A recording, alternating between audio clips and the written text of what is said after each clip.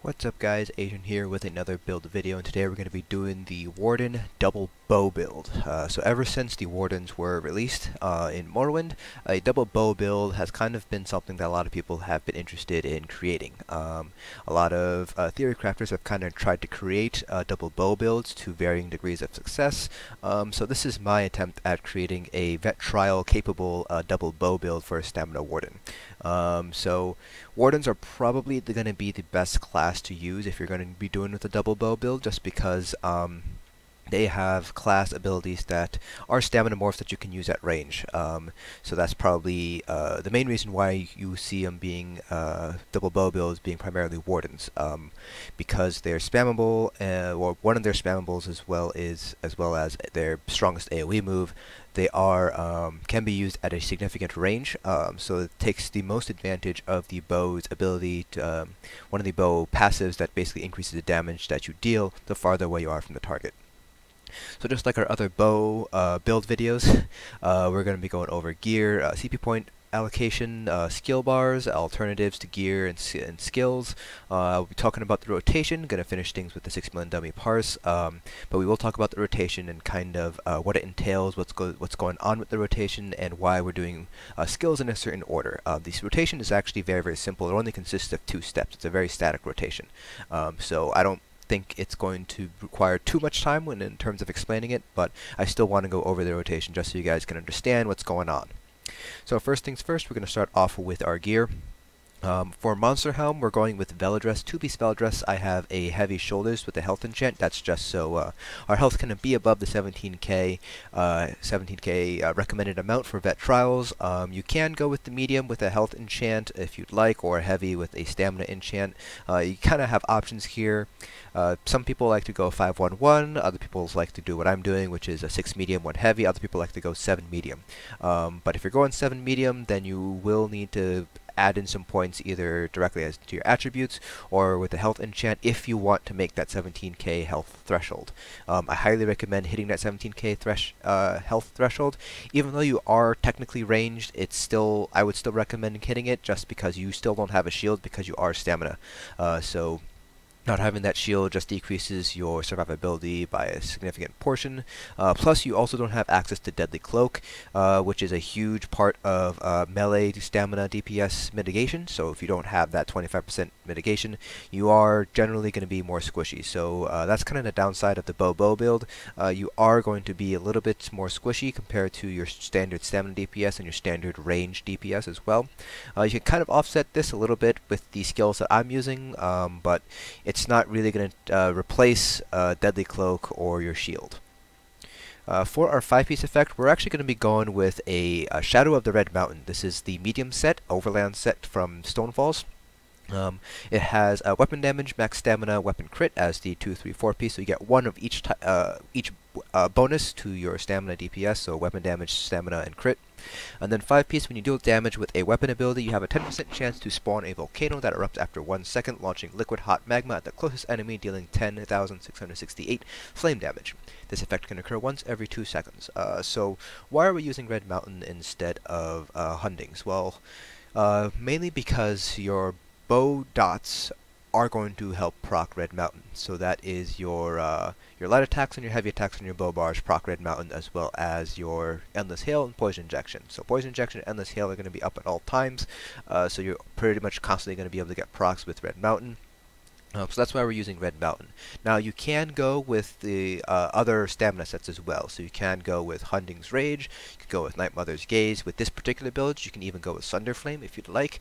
Morag Tong isn't a bad choice either, because you do get a fairly good portion of your DPS comes from poison damage. Your Shulks and your Poison Injection are both poison damage. So you could get away with using Morag Tong, although I would still only use it if you have 2 or more stamina DKs in your group.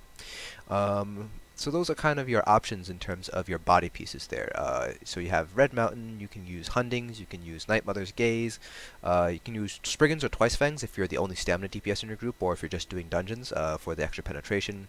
So you have a lot of different choices here. So don't feel like you have to go with Red Mountain. This is just something that I decided to use, partially out of my own curiosity and partially just to see how it would stack up to something like Night Mother's Gaze and Hunding's Rage.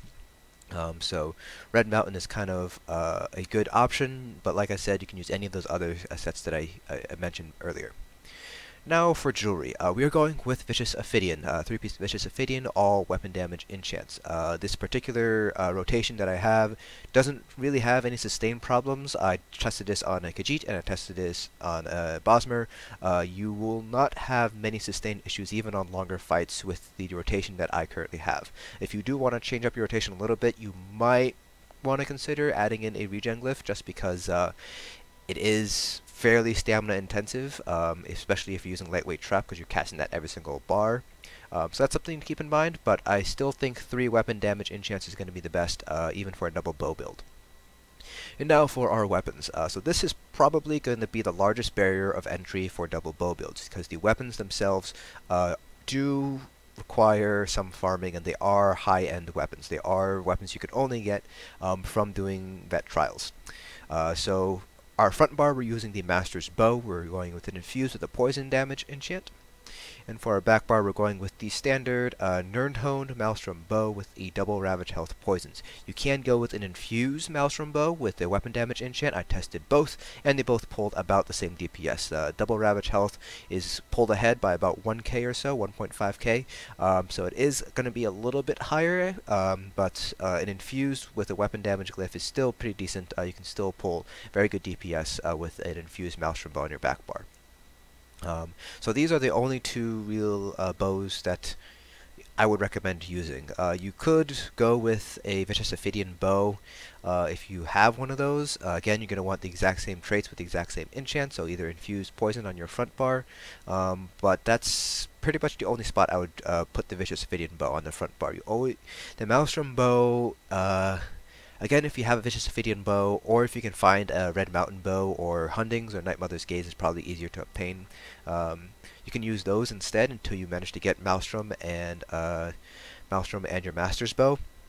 But these 2 bows are going to be the best in slot for a double bow build. The Asylum's bow isn't very strong, in my opinion. It's not very powerful, and it's not really worth using. So it's definitely going to be Maelstrom and Masters, but you can use the bow from either of your other sets if you'd like. So if you do decide to go with something like Hunding's Rage Bow, then you can go with 4-piece Hunding on your body, and you can stick with a 4th piece of Vicious Ophidian up here instead. So you would, for example, have 4-piece Hundings, 2 Hunding's Bow with the enchants and poisons and everything, and then 3-piece Vicious Ophidian, and then the 4th one of these body pieces can be Vicious Ophidian as well. So that's kind of an option if you don't have Masters or Maelstrom Bow. Your DPS potential is going to go down by a pretty large margin. Actually, it's probably going to go down by between 4 to 5k without both of these bows. So it's definitely not going to be as strong. I wouldn't necessarily say it would be vet trial ready, because you're looking at maybe around 25k DPS, which still isn't terrible. You can still do the Craglorn vet trials, but you wouldn't necessarily be able to do any hard modes. You wouldn't necessarily be able to do any DLC trials with that level of DPS. So definitely try to get your Masters and Maelstrom's Bow if you can, if you do want to do the double bow build. Moving on to attributes and things like that, we are putting all of our points to stamina. Again, if you have less than 17k health, you can put some points from stamina into health in order to get that 17k health threshold. I highly recommend you do that. For Mundus Stone, we're going with the Warrior.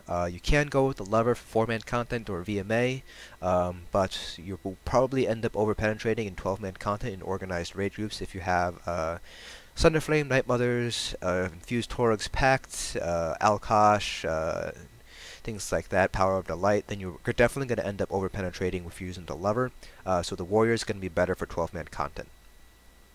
We are using max health, max stamina food, so that's just plain blue food. Now I am a Wood Elf, I am a Bosmer. You could go with, the other race option would be Khajiit. Khajiit also get max stam and stamina regen. They get a little bit less regen and about the same amount of stamina. I believe it's still 6% stamina, but Khajiits also get additional crit through Savage.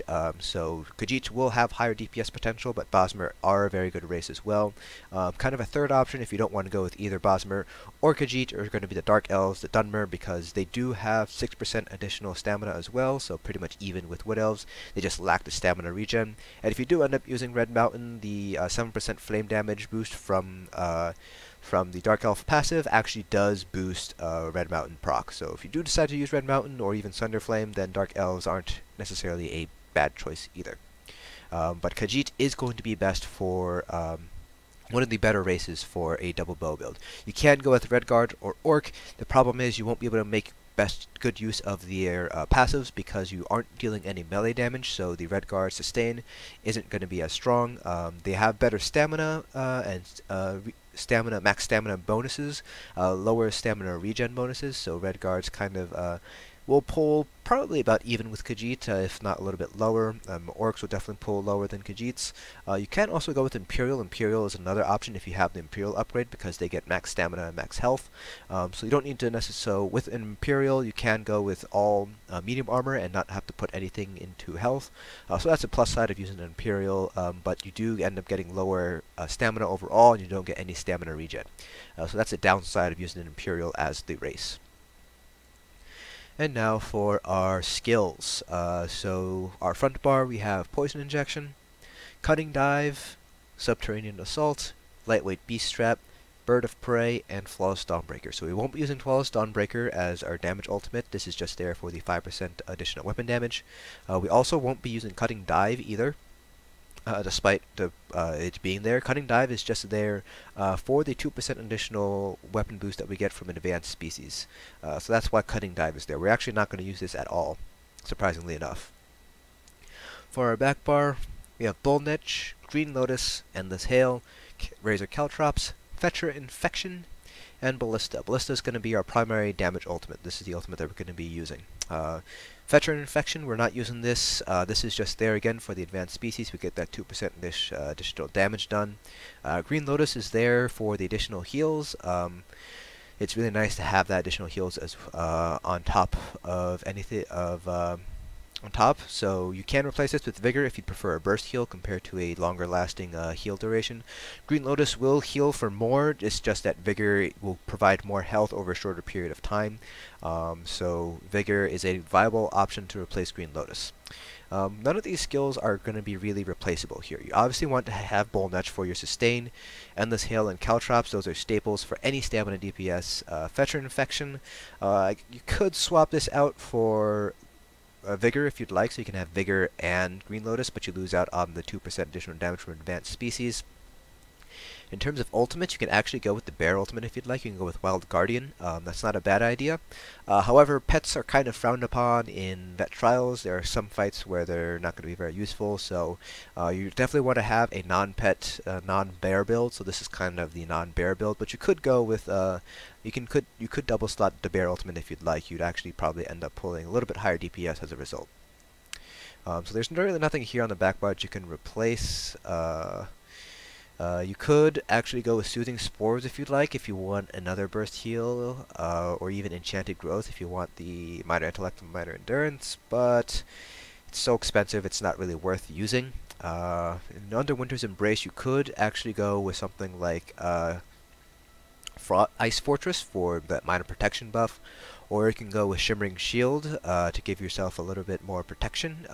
It'll absorb any sort of projectiles that are launched at you, plus you gain major heroism, so that's actually not a bad choice either if you want a little bit more protection as well. But ultimately those aren't very good replacements because they do use Magicka and you don't really have that much Magicka as a stamina DPS to play around with. Plus you're going to be using Bird of Prey, so that's going to eat up about a third of your Magicka already, so it's not really worth, in my opinion, not really worth trading out any of these abilities. For the front bar, again, you don't really have that many options here in terms of skills. You could take out Bird of Prey and replace them with something like Shimmering Shield or Ice Fortress, like I said earlier, but you kind of want that for the guaranteed Minor Berserk uptime, as well as the 2% additional damage done from the advanced species passives. You could actually, one of the things that I was thinking about doing, but I can't test obviously on a solo build, is Stalwart Guard. You would basically replace Lightweight Beast Trap with Stalwart Guard, and on your back bar you'd replace Green Lotus with Stalwart Guard. This way you don't have to worry yourself about throwing your Lightweight Beast Trap all the time. The downside is you will take damage from whoever you are guarding, so just be a little bit mindful of who you're guarding. You don't want to guard somebody who's going to be taking a crap ton of damage all the time because, again, you don't have shields. So that's something that I would like to explore, but it's not something that I can at the moment because I don't have a friend in order to guard. But that's really it. There's not really much replacements that you could really use. None of the other bow abilities are very useful. Snipe isn't that great. Scattershot's not that great. Arrow spray's not great either. So there's not really much flexibility when it comes to these slots here. There's not really anything in the Fighter's Guild line that's good. Obviously nothing in Mage's Guild and Undaunted. Not even Trapping Webs is even worth using. So it's not great. The amount of flexibility you have with your bars isn't great on a double bow build. Going over our champion points. Now I am on the PTS, so I do have 10 additional CP points on each tree compared to on live. So this is going to be comparative. So I will actually take out the points that I have on green and red trees. I didn't put any additional those extra 10 points into the blue trees, just so you guys can get a sense of the damage that you can do on live and not on the PTS after you get those 10 extra CPs. So I will change this out. I have 75 into Nasty, 75 into Mooncalf. I have 26 into Warlord on live. You would put 26 into Tumbling and 28 into Shadow Ward. That's how I would split up the CPs, but you can split up the remaining 80 after you put the 75 into these two nodes among those three nodes, however you'd like. If you for example, if you want the Treasure Hunter passive, you can just put points into here and get the Treasure Hunter passive. It's not that big of a deal. I just like a more balanced approach in terms of reducing extraneous stamina costs, because you do want to maintain your stamina, mainly for DPSing. For our blue CPs, I have 40 into Master at Arms, 61 into Thaumaturge and Precise Strikes, 19 into Piercing, and 49 into Mighty. So quick note about Piercing. Obviously, like using the Lover Mundus Stone, you don't want to be over-penetrating, so depending on how many debuff sets you have in the group and things like that, you might need to take points out of Piercing or put them into Piercing. So what I would like to do, if I do have to take points out of Piercing, is I like to put them back into Master at Arms, just because diminishing returns. So Master at Arms and Mighty first, so I'd probably hit Mighty up to 56 and then put the rest into Master at Arms. I don't want to put, there's not really no point in really putting any more into Thaumaturge and Precise Strikes, because you're only really getting 1% for like an additional, let me see here. So for extra 5 CPs you can get an additional 1% damage, which isn't terrible, but you could put them into Master at Arms instead. It's kind of up to you how you want to play around. You can, again, push Mighty up to 56. If you need to take points out of other nodes and put them into Piercing, take them out of Master at Arms first. Try not to take too many out of Thaumaturge and Precise Strikes, and definitely try not to take any points out of Mighty if you can help it. But this is kind of the setup that I have on live. And for the red CPs on live, let me just take out some points here. So on live, I have 56 into Thick Skin, Hardy, and Elemental Defender, 61 to Ironclad, and 1 to Spell Shield. Yeah, that's the CP setup that I have on live right now. You can kind of rearrange this however you like. This is a one-size-fits-most scenario. So, for example, if you're doing Maw, you might want to put some points out of Hardy into Elemental Defender, just because you're going to be taking more magic damage in Maw compared to other trials. So, do keep that in mind. So, it will depend on the content that you're going to run. Alright, so now that we have all of our Mundus, skills, and gear out of the way, I'm going to show you guys the rotation. Like I said, it's a very static rotation. It only consists of 2 steps. Then I'll show you what they look like right now on the 3 million dummy, and then we'll do it on a 6 million dummy, so you guys can get an idea of the sustain that you can expect to see with this particular rotation. So first let's talk about skill prioritizations. So on our back bar, obviously we're going to want to keep up Endless Hail and Razor Caltrops. Those are going to be our top 2 sources of DPS. Even on a double bow build, those 2 are going to be number 1 and number 2 respectively. So definitely want to maintain Endless Hail and Razor Caltrops. The next most important skills you want to maintain is going to be Poison Injection. That's a very potent dot, especially after you get into the execute phase, under 50% health. You want to try to maintain Poison Injection as much as you can. With this particular rotation, you might have a little bit of downtime on Poison Injection. You might have like a 1 to 2 second window between the dot duration, depending on whether you have to use Ballista on your back bar as well as Netch on your back bar. So that's alright. It's not that big of a deal. Poison Injection typically comes 4th or 5th in the DPS lineup. So that's just something you want to keep in mind, though. You do want to try to maintain Poison Injection. If you can, try to maintain lightweight Beast Trap. Again, with the rotation that I have, you will see downtime on Minor Force if you're using lightweight Beast Trap. It's just the nature of how my rotation works out. You could actually change around the rotation a little bit. There is some flexibility on the second half of the rotation, on your front bar rotation, to try to maintain Poison Injection and lightweight Beast Trap uptime. But then you're going to be sacrificing something else in return, and that's going to be Subterranean Assault. Subterranean Assault is going to be one of our strongest abilities. This is going to be our strongest burst ability. Pretty much right after it goes off, you want to start your next Subterranean Assault cast. So there's a 3-second cast time between each cast, so there's pretty much basically enough time for a heavy attack and an ability. So if you do want to change up the back bar rotation to prioritize Poison Injection and lightweight Beast Trap instead of Subterranean Assault, you will end up losing a little bit of DPS just because you aren't getting Subterranean Assault out as quickly as you should. But it might be worth it in the end, depending on how you want to deal with it. Bird of Prey isn't necessarily important to keep up. It's nice to get that major endurance, that additional 20% stamina regen, but you get that from your potions. And the minor berserk uptime is good and all, but you should be getting that from combat prayer. Just having Bird of Prey up just helps maintain that minor berserk if you are, for example, doing something like Asylum where you're moving around a lot, so you're not necessarily going to be able to get, 100% uptime on combat prayer.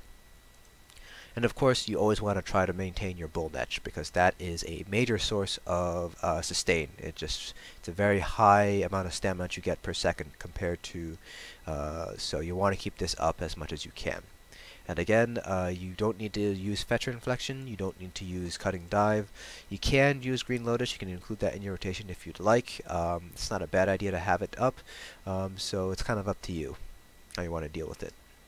So your rotation is going to look something like this. You can obviously start off by drinking your potion, and then you're going to weave. So when you want to use your Ballista ultimate, like I have up right now, basically when you're going to want to use it, you're going to want to use it on your bar swap. So after you finish your back bar abilities, you do a light attack, you hit Ballista, and then you bar swap. So I won't do it right now, but this is kind of what it'll look like. Buff up with your potion, get your Netch up, get your Lotus up, and then do your rotation. Ballista here. Then do a heavy attack. Heavy attack.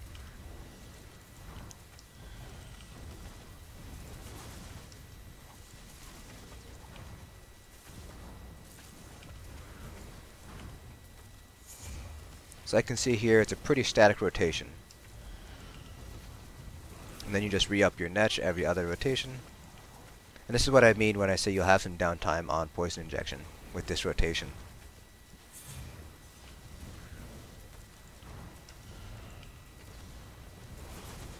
Alright, so that's kind of the rotation on the Stamsork, or not Stamsork, Stamina Warden. So like I said, you could actually change it up a little bit.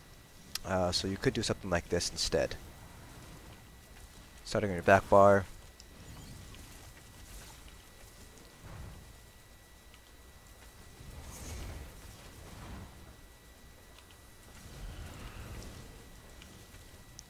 Basically, it's Endless Hail, Caltrops. You start off with Poison Injection, then you do your Subterranean Assault Heavy Attack into your ability, and then Subterranean Assault. You're still going to get downtime on Poison Injection and Lightweight Beast Trap with this rotation, but it is an alternative rotation if you would prefer this rotation instead. But you will get, on average, a little bit higher uptime on Poison Injection, but you will end up with a little bit... You should end up about the same DPS. I just prefer prioritizing the Subterranean Assault instead of Poison Injection and Lightweight Beast Trap instead. So that is another option. So basically your front bar rotation would look like this. You would basically go... so there's two options here. Let me just reset the health so it doesn't die on us.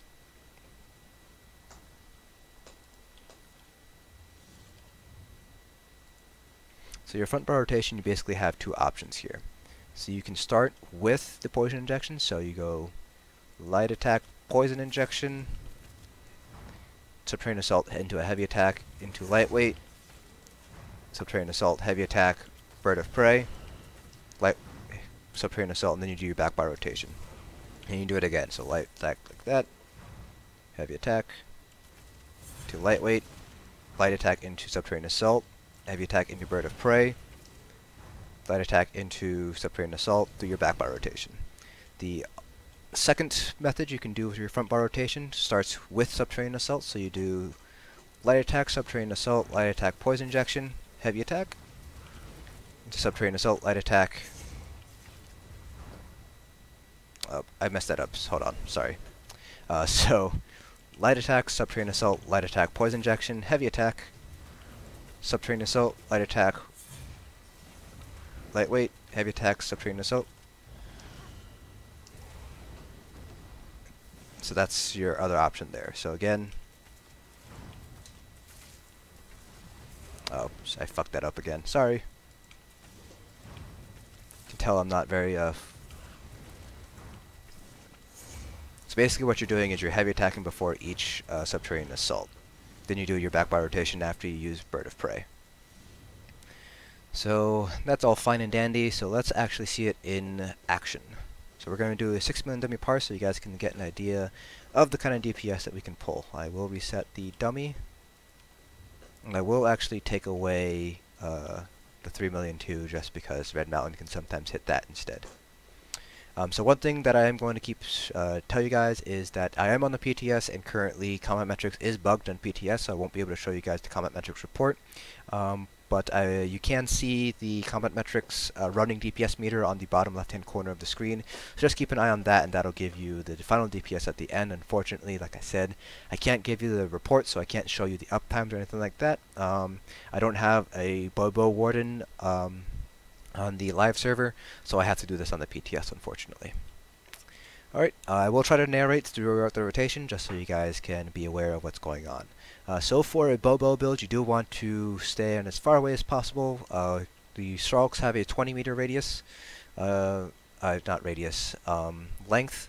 So to give you an idea of how far that is, well, that is a little bit farther than Blockade. Blockade has an 18 meter length. So about here is about as far as you would want to be compared to where the target precursor is. Because if you go back a little bit more, you can still hit it, but any further than that and you're going to start missing. So you see that one didn't hit. So if the precursor is where the boss is, this is pretty much as far as you want to get. This is also going to be very good because you will get that additional damage from the bow passive here. Long shots. Well, that increases your damage by up to 12%. I don't know how much it is at 20 meters. I think it's about a 7 or 8% bonus, but that's something you want to keep in mind. So you do want to keep your distance. So that's kind of the whole point of the Bobo build, in order to keep your distance. So without further ado, let's get started with this parse. So like I said, you want to use Ballista.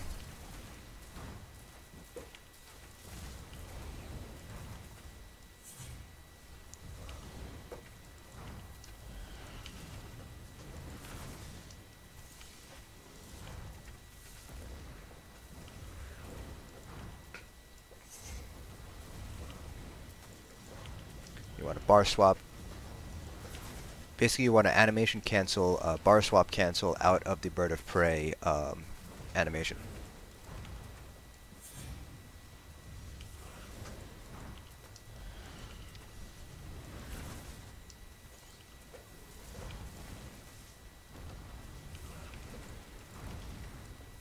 So you can see here with our stamina, we're actually not doing too badly in terms of stamina right now.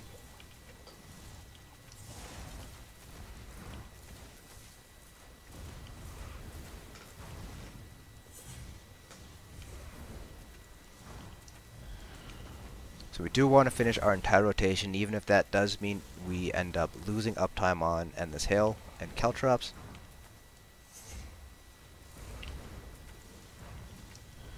You can see we are proccing Red Mountain fairly often because we are maintaining our dots.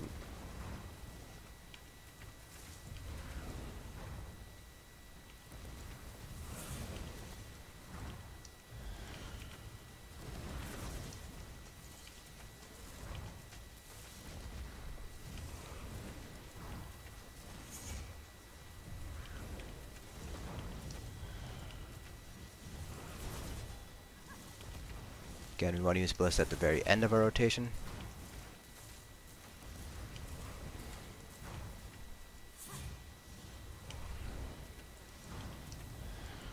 So you can see here, just with our stamina pools, this particular build doesn't have any issues really with sustain.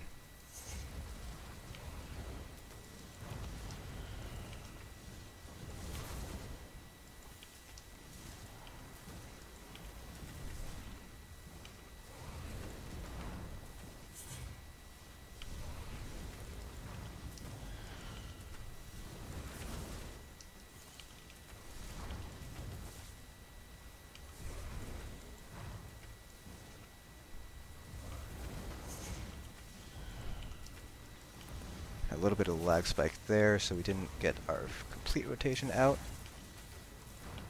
That shouldn't affect our parse though.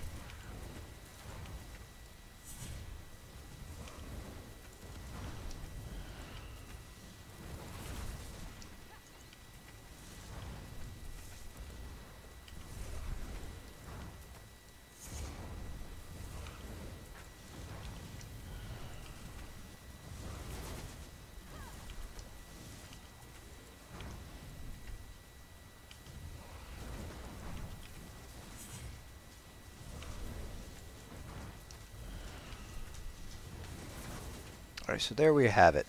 So again, I don't have the comment metrics parsed in order to show you guys, but we can see there on the lower left-hand corner there, we pulled 29,998. So pretty much 30k DPS on the dot. So this obviously isn't necessarily going to cut it for the very high-end rating guilds, you know, the ones that ask for 35k self-buff parses, but it is Vet Trials ready. 30k DPS is more than enough to get you through the Vet Craglorn trials. And it's more than enough. It is kind of just barely on the threshold for something like VMAW and VHOF. So it is possible to do Vet Trials level DPS on a Bobo Warden. Are you going to be hitting as high as other stamina DPS? No. You just aren't going to be able to hit those 55, 60k parses, raid parses. But on the other hand, it does kind of open you up to a ranged stamina DPS build. So that's kind of a novelty of the double bow build. So don't let people knock you for making a double bow build.